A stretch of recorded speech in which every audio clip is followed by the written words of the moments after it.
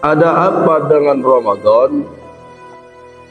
Ramadan itu capaiannya adalah la'allakum tattaqun, untuk menjadi hamba Allah yang takwa. Takwa itu dalam definisi ulama usul, imtisalu awamirillah wajtinabu nawahihi, menjalankan semua perintah Allah dan menjauhi semua larangan Allah. Cuma kalau di evaluasi, rasa-rasanya berat kayaknya kalau semua perintah Allah dijalankan, semua larangan itu ditinggalkan.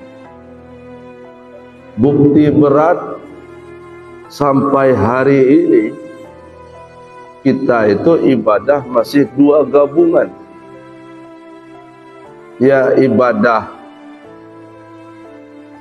dilakukan, kadang maksiat juga masih belum bisa ditinggal.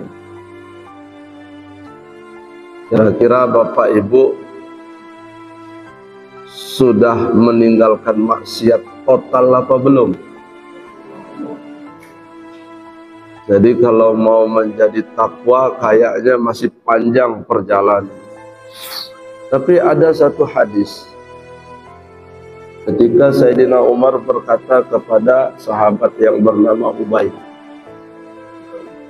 Kata Sayyidina Umar, wahai Ubay, ammat taqwa. Takwa itu apa?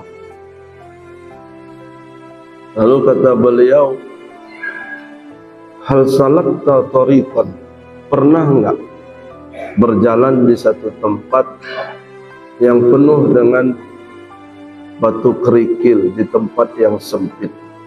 Bala, pernah, kata Sayyidina Umar. Ma'amilta, apa yang kau lakukan? Kata Sayyidina Umar, samirtu wajtahadtu, aku berjalan dengan penuh kehati-hatian. Lalu kata sahabat yang bernama Ubay, falizalika taqwa, itulah yang disebut dengan takwa.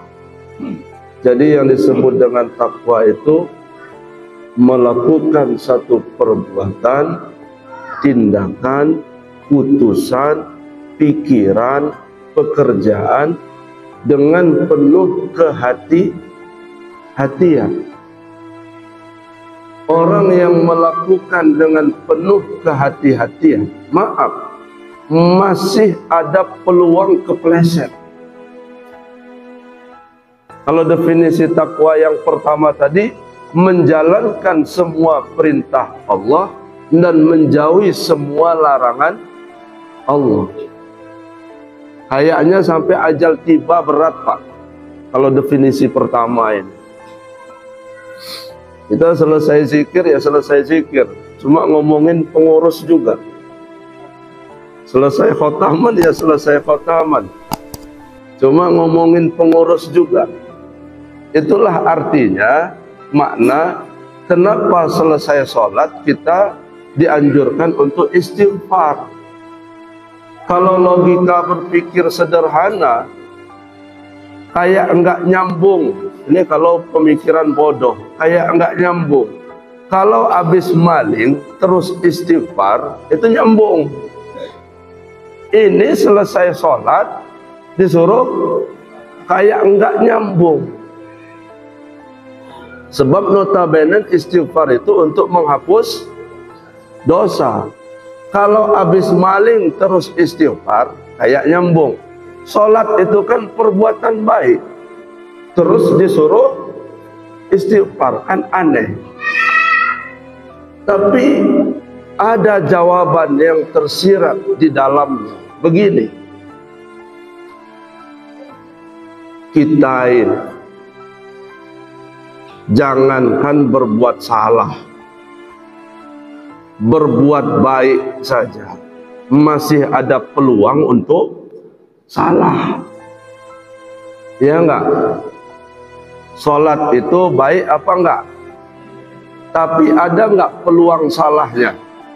Ada. Si imam menjadi imam itu baik, tapi enggak gara-gara sudah jadi imam lalu dia keluar dari zona kesalahan. Bisa saja dia saat itu jadi imam tapi masih berpeluang besar untuk salah. Bisa saja imam baca suratnya panjang, bisa saja si imam dengan langgam seperti di Makkah dan Madinah. Apa kata hati imam? Nih, lihat suara gua nih, bagus. Nggak kayak suara-suara ustadz yang di belakang, nggak jelas, serak-serak suaranya.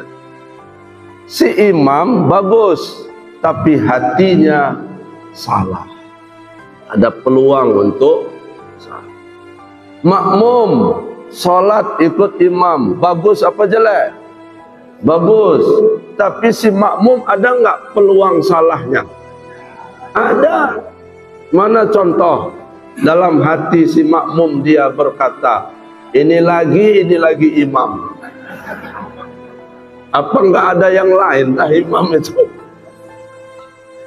kayak nggak ada stok imam aja.